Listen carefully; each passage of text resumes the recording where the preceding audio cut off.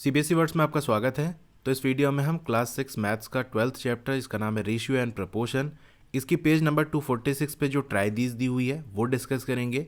इससे पहले वाले ट्राइदीज की वीडियो अपलोड हो चुकी है, अगर आपने नहीं देखा तो डिस्क्रिप्शन में आपको लिंक मिल जाएगा, वहाँ से देख सकते हो। इसमें पहला क्वेश्चन क्या कह रहा है, सौरभ को 15 मिनट लगते हैं अपने घर से स्कूल जाने में, वहीं सचिन को 1 घंटा लगता है अपने घर से स्कूल जाने में। आपको क्या करना है, find the ratio of the time taken by Saurabh to the time taken by Sachin. ठीक है, सौरभ को कितना टाइम लगता है और सचिन को कितना टाइम लगता है, उसका रेशियो आपको निकालना है। तो पिछली वाली ट्राइदीज में मैंने बताया था कि सबसे पहले आप स्टेटमेंट लिख दोगे, जो चीज़ पूछा है इक्वल लगाओगे और उसके बाद आगे जैसे सॉल्व करते हो। अब यहाँ पर एक प्रॉब्लम है, प्रॉब्लम क्या है अभी मैं दिखाता हूँ। 15 यहाँ लिखा हुआ, 15 के साथ मिनट्स लिखा हुआ है सौरभ की जब बात कर रहा है। सचिन की जब बात कर रहा है तो क्या कह रहा है, यहाँ 1 लिखा हुआ है और 1 के साथ आवर लिखा हुआ है, यानी यहाँ पर यूनिट का पंगा है, यूनिट सेम नहीं है।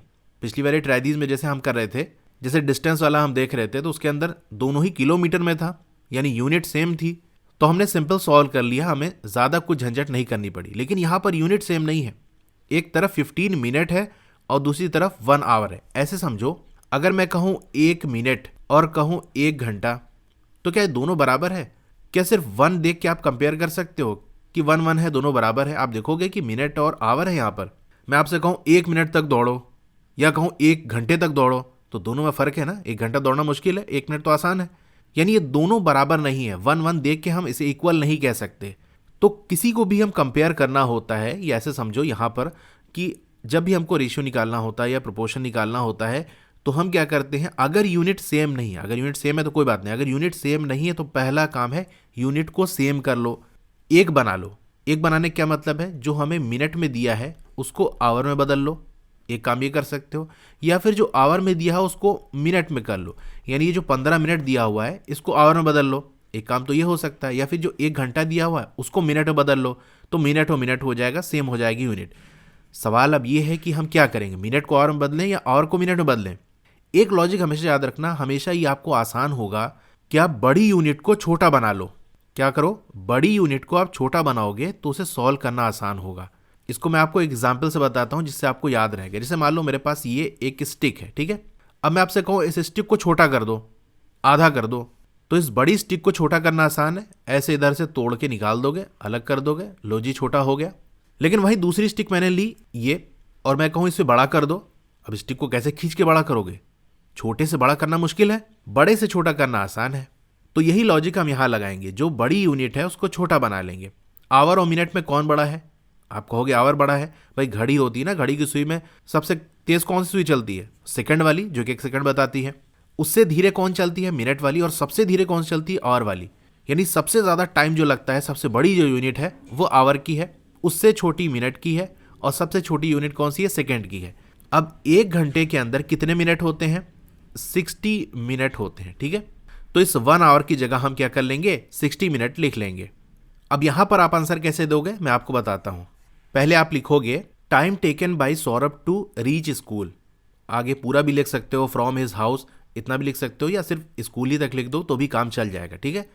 Time taken by Saurabh, Saurabh को कितना टाइम लगेगा टू रीच स्कूल, स्कूल पहुंचने में, इक्वल लगाओगे, कितना लिखेगा, कितना दिया हुआ आपको 15 मिनट्स, ठीक है।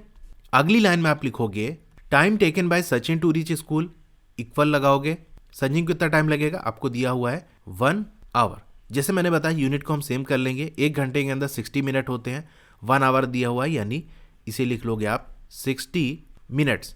अब देखो यूनिट दोनों सेम हो गई, 15 मिनट है और 60 मिनट। अब हम कंपेयर कर सकते हैं, तो फिर अगली लाइन आप लिखोगे जो कि यहाँ पर लिखा हुआ है, मैं लिखता नहीं हूँ, आपको बता देता हूँ। लिखोगे आप the ratio of the time taken by Saurabh to the time taken by Sachin, ठीक है। ये पूरी लाइन इस तरह से जो मैंने हाईलाइट की है उस तरह लिख दोगे, इक्वल का निशान लगाओगे।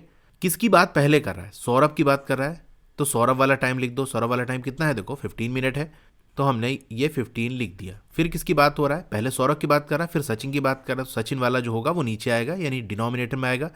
सचिन को 1 घंटा लग रहा है, 1 घंटा मतलब 60 मिनट, तो 60 से हम डिवाइड कर देंगे। जैसे पहली वाली ट्रेडिश में मैंने बताया था कि हम क्या करते हैं, जो भी हमारा फ्रैक्शन बनकर आएगा उसको सिंप्लीफाई करेंगे और सिंपल बनाएंगे और छोटा बनाएंगे। छोटा बनाने का तरीका ये है कि कोई ऐसा नंबर पकड़ लो जो इन दोनों को डिवाइड कर दे, जो ऊपर लिखा हुआ है और जो नीचे लिखा हुआ है। यानी ऐसा नंबर लें जो 15 को भी डिवाइड कर दे और 60 को भी डिवाइड कर दे। उसके लिए आपको डिविजिबिलिटी रूल आना चाहिए, जो कि आपने चैप्टर 3 में पढ़ा होगा। 5 का डिविजिबिलिटी रूल आपको याद आ रहा है कि नहीं? कौन सा नंबर 5 से डिवाइड हो जाएगा? वो नंबर जिसके लास्ट में यानी वंस वाली प्लेस पे 5 हो या 0 हो। देखो यहाँ 5 आ रहा है, यानी ये नंबर जो 15 है वो 5 से डिवाइड हो जाएगा। इसी तरीके से नीचे देखो, देखो यहाँ 0 आ रहा है, इसका मतलब 60 भी 5 से डिवाइड हो जाएगा। अब 15 को 5 से डिवाइड करेंगे कितना आएगा? 5 3 ज़ा 15 होता है, ठीक है। तो ये 3 आ गया। 60 को ऐसे आप कर लो चाहे तो, ठीक है। 5 से डिवाइड कर दोगे तो क्या हो जाएगा? 5 1 ज़ा 5 हो जाएगा, माइनस का 1 आया और इधर 0 उतार लिया, 5 2 ज़ा 10, ठीक है। हो गया ये हमारा डिवाइड। तो कितना है हमारा? 12 आया, ठीक है। तो 12 कर देंगे। क्या अभी सिंपल हो गया? और सिंपल किया जा सकता है, बिल्कुल किया जा सकता है। इस 3 और 12 को और सिंपल कर सकते हैं। कैसे? 3 से डिवाइड करके।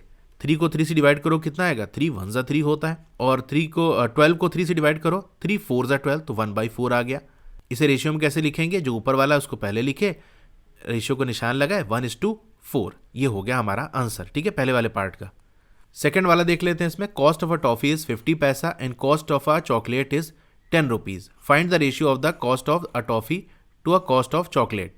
यहाँ पर भी देखो 50 के साथ पैसा है और चॉकलेट के साथ यहाँ पर रुपीज़ है। तो हम क्या करेंगे? एक यूनिट बनाएंगे।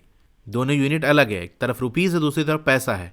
तो पैसे को रुपीज़ में बदल दें या रुपीज़ को पैसे में बदल लें? कौन बड़ा होता है भाई? रुपी बड़ा होता है, पैसा छोटा होता है। तो हम क्या करेंगे? बड़े को छोटा करेंगे, रुपी को हम पैसा बनाएंगे। वो हमारे लिए आसान होगा। पैसे को भी रुपी बना सकते हैं, उससे भी सॉल्व हो जाएगा, लेकिन वो थोड़ा मुश्किल पड़ेगा। तो हम आसानी कर लें, क्यों मुश्किल करें? तो पहले आप लाइन लिखोगे, cost of a toffee, toffee cost कितनी है? 50 पैसा। अगली लाइन लिखोगे, cost of a chocolate, chocolate की कॉस्ट कितनी है? 10 रुपीज़। अब रुपी को हमको पैसे में कन्वर्ट करना है, पैसे में बदल देंगे। कैसे बदला जाता है? 1 रुपी इक्वल होता है 100 पैसा के, ठीक है। तो 10 रुपी बराबर कितना पैसा होगा? पैसे में कन्वर्ट करने, रुपीज़ को पैसे में कन्वर्ट करने के लिए हम 100 से मल्टीप्लाई कर देंगे, क्योंकि 1 रुपी 100 के बराबर होता है। तो जितने के बराबर होगा उससे मल्टीप्लाई कर देंगे। तो इसे इस तरह से आप लिखोगे कि हमारा ये 10 हो गया, मल्टीप्लाई बाई 100 पैसा। 100 पैसे से मल्टीप्लाई कर देंगे तो हमारा पैसे में आ जाएगा। तो 10 और 100 को मल्टीप्लाई करो, किसी भी नंबर को अगर 10 से मल्टीप्लाई करोगे तो लास्ट में एक ज़ीरो बढ़ जाता है, ठीक है। तो 100 में एक ज़ीरो बढ़ा दो, कितना हो जाएगा? 1000 हो जाएगा, 1000 पैसा, ठीक है। इतना लिखने के बाद आप ये लाइन लिखोगे, the ratio of the cost of a toffee to the cost of a chocolate, ठीक है। ये पूरी लाइन आपने लिख दी। फिर इक्वल का निशान लगाओगे। किसकी बात पहले कर रहा है? कॉस्ट ऑफ टॉफ़ी की बात कर रहा है। तो टॉफ़ी कितने की है? 50 पैसे की है, तो बस हमने 50 लिख दिया। To the cost of chocolate, chocolate बाद में आ रहा है तो चॉकलेट हम नीचे लिख देंगे। चॉकलेट का हमने पैसे में निकाला, 1000 है। अब इसे हमें और सिंप्लीफाई करना है। सिंप्लीफाई का तरीका क्या है कि ऐसा नंबर लें जो इन दोनों को डिवाइड कर दे। तो 10 की डिविजिबिलिटी अगर आपको याद होगी तो आप देखोगे कि लास्ट में अगर 10 है वंस वाली प्लेस पे तो वो डिवाइड हो जाएगा। देखो यहाँ पर 0 है, यहाँ पर 0 है, ठीक है। तो डिवाइड कर दो तो आपका कितना आ जाएगा? 50 को 10 से डिवाइड करोगे तो आपका 5 आ जाएगा। 1000 को आप 10 से डिवाइड करोगे तो आपका 100 आ जाएगा। 10 से अगर दोनों को डिवाइड करना होता है ना तो एक तरीका ये होता है, सिंपल हम काट देते हैं, ठीक है। यहाँ 0 कट गया, यहाँ 0 कट गया, तो कटने का मतलब ये होता है 10 से डिवाइड हो गया। तो शॉर्टकट में आप ऐसे भी कर सकते हो, 10 से डिवाइड करोगे ना तो लास्ट में जो 0 है यानी वंस प्लेस पे जो 0 है वो चला जाएगा, ठीक है। ऊपर भी और नीचे भी, अगर दोनों में 0 है तभी ऐसा होगा, अगर नहीं है तो फिर नहीं होगा, ठीक है। अब 5 और 100 बचा, तो 5 का डिविजिबिलिटी रूल यहाँ लग जाएगा। लास्ट में 5 है और नीचे देखो लास्ट में 0 है, तो 5 1 ज़ा 5, ये तो सिंपल हो गया। इस 100 को 5 से डिवाइड कर लो, 5 2 ज़ा 10 हो गया, ठीक है। 0 उतर गया, ये 0 ऊपर चला जाएगा, 5 zeros एंड ये 20 आ जाएगा, ठीक है। तो रेशियो कितना बनेगा? 1:20। ये आपका आंसर हो गया सेकंड वाले पार्ट का। क्वेश्चन नंबर 3 देख लेते हैं। In a school there were 73 holidays in 1 year. What is the ratio of the number of holidays to the number of days in 1 year. एक साल में कितने दिन होते हैं? देखो एक साल दिया हुआ है, यानी इसको हम डे में कन्वर्ट करेंगे। तो चलिए कैसे स्टेटमेंट लिखेंगे पहले हम देख लेते हैं। Number of holidays in 1 year, क्योंकि हमसे पूछा क्या है क्वेश्चन में, the number of holidays to the number of days in 1 year. एक साल में कितनी छुट्टी होती है उसका रेशियो बताओ, एक साल में कितने दिन होते हैं। तो सबसे पहले एक साल में कितनी छुट्टी है वो हम देख लेते हैं, जो कि हमको दिया हुआ है। कितना दिया हुआ है? 73 दिया हुआ है, तो आप लिख दोगे 73। किससे रेशियो बताना है कि एक साल में कितने दिन होते हैं? Number of days in 1 year, एक साल में कितने दिन होते हैं, तो यही चीज़ आप लिख दोगे। Number of days in 1 year, एक साल में कितने होते हैं? 365 डेज होते हैं, ठीक है। यहाँ डेज भी लगा सकते हो, ठीक है। यहाँ लगा दिया आपने, यहाँ लगा दिया, ठीक है। 365 डेज होते हैं। लीप ईयर में एक ज़्यादा होता है, लेकिन जब हमसे कुछ ना कहा हो, लीप ईयर और की बात ना कर रहा हो, तो सिंपल हम नॉर्मल जो साल होता है उसमें जितने दिन होते हैं वही लिखेंगे, ठीक है। अब इसमें भी उसी तरह से करेंगे। पहले स्टेटमेंट लिख देंगे, the ratio of the number of holidays to the number of days in 1 year ये लाइन में इस तरह से लिख के फिर इक्वल का निशान लगाएंगे। पहले किसकी बात कर रहा है, हॉलीडे की बात कर रहा है, तो हॉलीडे कितने हैं 73, तो 73 हमने लिख दिया। Number of days in 1 year, तो डेज की बात कर रहा है, एक साल में कितने हैं 365, तो 365 से डिवाइड कर देंगे। अब क्या करना है, वही काम जो मैं बताता आ रहा हूँ कि हम इसे सिंप्लीफाई करेंगे और सिंपल बनाएंगे। ऐसा नंबर सेलेक्ट करेंगे जो 73 को भी डिवाइड कर दे, 365 को डिवाइड कर दे। अब आप सबसे पहला काम तो ये चेक करोगे कि ऐसा कौन सा नंबर है जो जिससे आप 73 डिवाइड हो जाए। क्या 2 से डिवाइड होगा? 2 का डिविजिबिलिटी रूल क्या कहता है कि वंस प्लेस पे 0 हो या 2 हो या 4 हो या 6 हो या 8 हो तभी होगा। तो यहाँ तो 3 है, तो एक एक करके हम चेक करेंगे किससे ये डिवाइड होगा। तो क्या 2 से डिवाइड होगा? नहीं होगा। 3 का डिविजिबिलिटी रूल क्या होता है, 3 से भी चेक कर लें क्या 3 से डिवाइड होगा या नहीं। 3 का डिविजिबिलिटी रूल ये कहता है कि जो डिजिट का सम है वो 3 का मल्टीपल हो, यानी वो 3 से डिवाइड हो जाए। तो डिजिट हमारी कौन सी है, 7 है और 3 है, तो 7 + 3 करोगे तो आपका 10 आ जाएगा। ठीक है, क्या 10 3 से डिवाइड हो जाएगा? नहीं, 3 3 9 होता है, 3 4 12 होता है, 10 तो आता ही नहीं 3 के टेबल में, यानी 3 से भी ये डिवाइड नहीं होगा। इसी तरह से 4 से भी डिवाइड करके आप चेक करोगे, और ये बात याद रखना, अगर कोई चीज़ 2 से डिवाइड नहीं हुई है इसका मतलब 4 से भी वो डिवाइड नहीं होगी। तो चेक भी कर सकते हो 73 को डिवाइड करके, तो वहाँ पता चलेगा नहीं होगा। 5 की डिविजिबिलिटी रूल कि लास्ट में 5 हो या 0 हो, तो लास्ट में तो 3 है, तो 5 से भी डिवाइड नहीं होगा।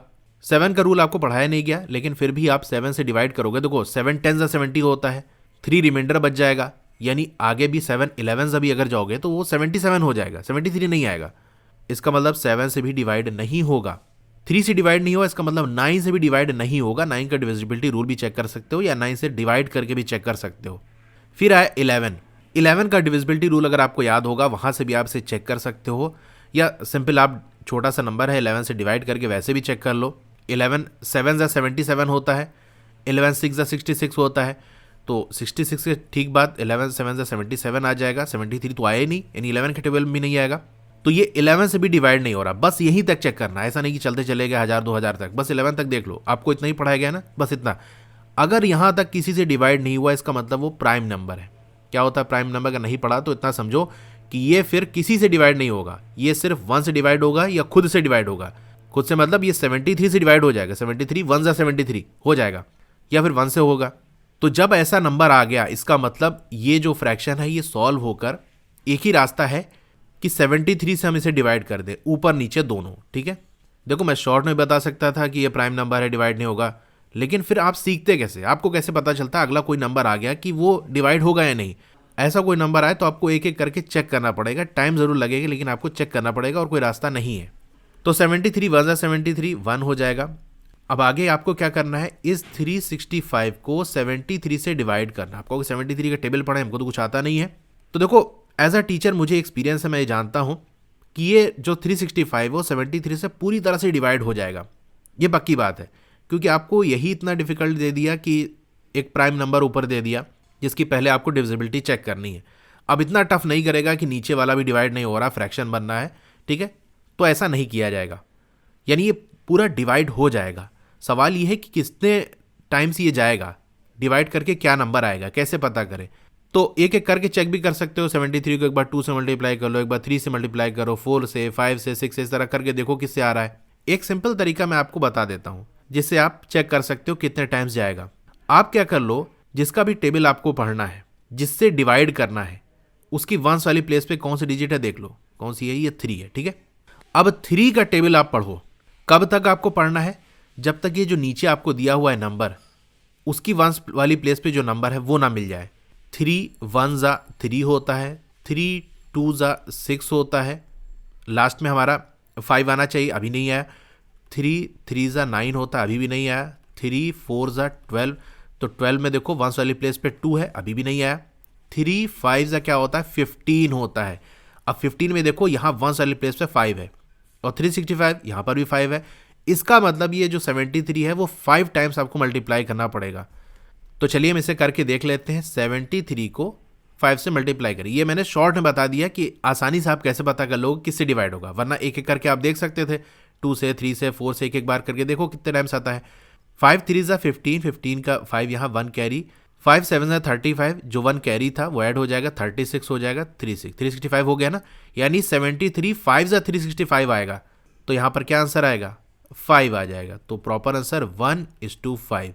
ये इसका आंसर हो गया। ठीक है, ये थर्ड ही वाला थोड़ा सा डिफिकल्ट था, लेकिन मैंने आपको टाइम लेकर अच्छे से बता दिया कैसे क्या करना है, ताकि आगे कोई ऐसा क्वेश्चन आ जाए, कोई प्राइम नंबर आ जाए जो किसी से डिवाइड ना हो, तो आप इस तरह से चेक कर लो।